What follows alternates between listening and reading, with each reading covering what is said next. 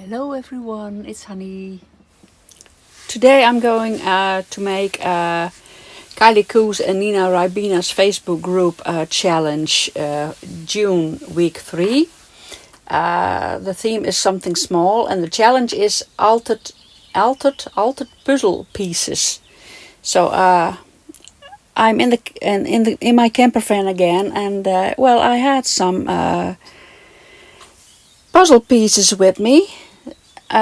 So that's a lucky thing. So that's why I thought, well, I could make that challenge. They are very tiny pieces, and I brought them with me because I wanted to make some closures with it. So that's what I do. I collage the pieces a bit, and you will see what I do with the pieces. You see, I speeded up the video a bit, and I shut up now, and I hope you enjoy watching.